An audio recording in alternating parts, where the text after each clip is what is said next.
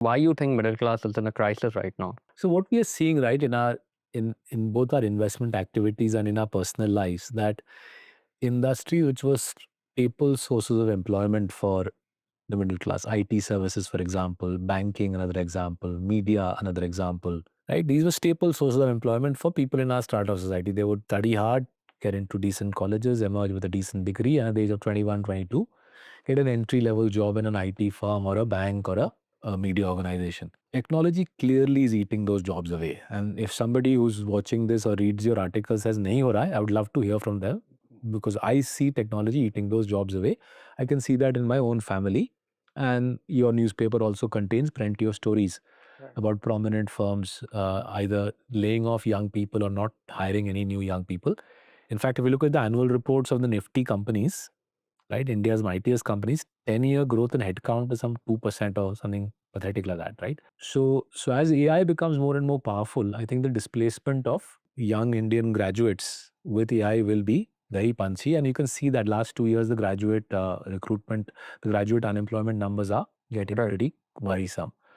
Not only that, even in middle management, I'm seeing people in my social circle losing jobs because in middle management as well, AI is replacing human being, right? So just to take this example, perhaps your firm already uses AI to edit interviews. So if AI is being used to edit interviews, initially I'm sure it'll be a co-pilot type setup.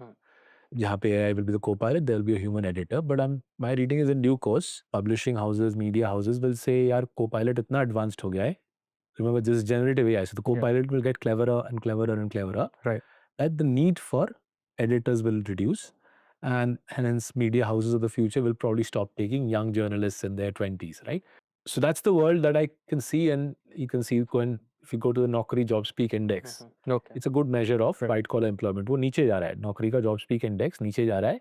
It's easily available on Naukri ka website, Naukri.com ka website. Now, all of this in the Western context wouldn't be so alarming because they have labor scarcity in the West. They have an aged population. We have the youngest population in the world, median age 28, roughly producing 10 million graduates a year. I think it's a very worrisome situation. Right? Such is the nature of free market economies, worrisome situations will develop.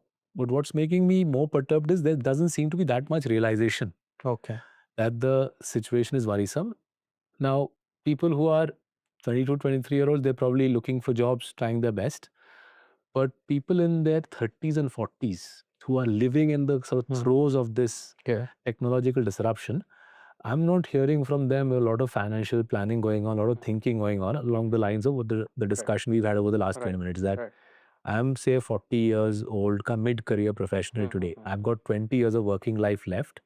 There's a degree of uncertainty associated with this 20 years because of technology-driven disruption. And therefore, I need to think through very carefully my finances over the next 20 years so that when I hit 60 or my spouse and I hit 60, we can then look forward to 25 years of peaceful retirement rather than having to work till the age of 75. I'm not seeing those discussions to the extent I'm seeing them. The amounts of money that people are saving and the way people are thinking about investing and the amount they're spending on holidays, on electronics, on clothes, on cars, seems to me to be out of whack with their very modest savings, right? So middle class debt in India, rather than savings, middle class debt in India, we think our research suggests is amongst the highest in the world. So if you leave aside home loans, which ironically, again, home loans in India are a very small part of household debt. If they were higher, I would be happier. But leave aside home loans, ex mortgages, household debt for the Indian middle class is amongst the highest in the world. So it's a deadly combination. Technology-driven disruption in a populous country, young populous country, 10 million graduates a year, rather than saving plenty, net household financial savings as per RBI data is at a 50-year low. And we've got, if you look at the household debt, ex mortgages, it's among the highest in the world.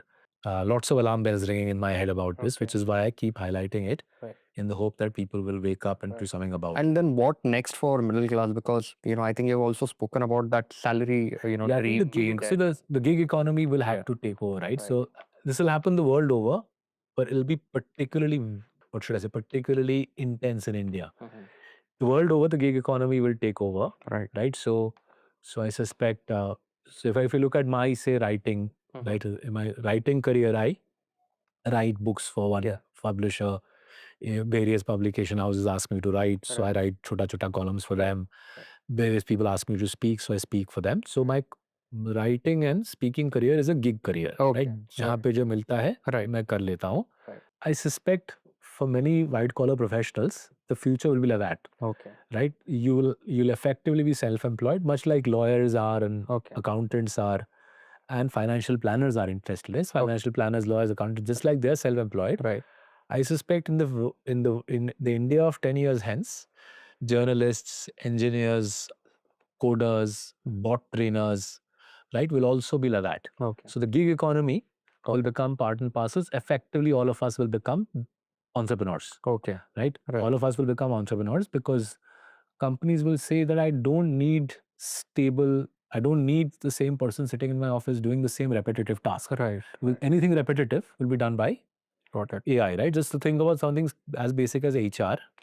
Right? The whole process of getting CVs, organizing interviews, perhaps even conducting the interview, appraising the fellow's interview, making a job offer, negotiating a salary, sending the HR ka letter with the offer.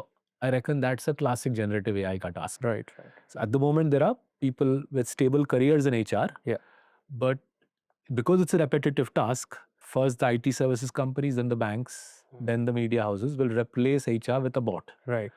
Then they will say, I need trainers from time to time to give presentation skills ka training, leadership training. So HR professionals will have a gig job where they will freelance from company to company, providing whatever is the need of the hour. Right? And that's the world we need to prepare ourselves for. I think that world is 2 to 3 years away.